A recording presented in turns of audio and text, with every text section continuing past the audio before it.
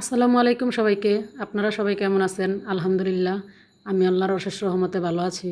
তো আমি আজকে আপনাদেরকে পিৎজা কীভাবে বাসায় বানাতে হয় একদম সহজে দেখানোর চেষ্টা করব।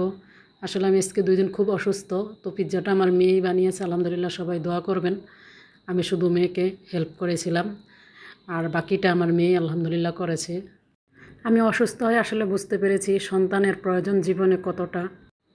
সন্তান ছাড়া জীবন অসহায়। আমার সন্তানেরা আমাকে অনেক হেল্প করে আলহামদুলিল্লাহ।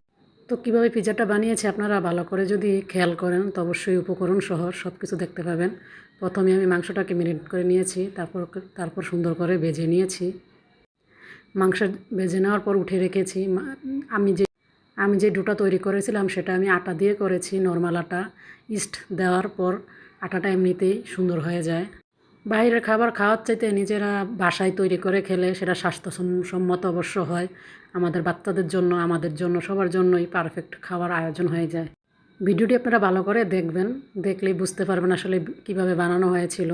আমার মেয়ে মাসাল্লাহ দিলে খুব সুন্দর করে বানিয়েছিল, আর পিৎজাটা খেতেও দারুণ সুস্বাদু হয়েছিল, হাতে বানানো।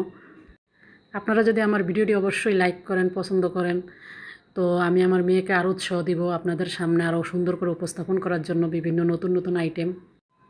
আপনাদের ভালোবাসা চাই, সাপোর্ট চাই। আমরা যদি আপনাদের ভালোবাসা পাই অবশ্যই ইনশাল্লাহ সামনে এগিয়ে যাব। দোয়া করি। আসসালামু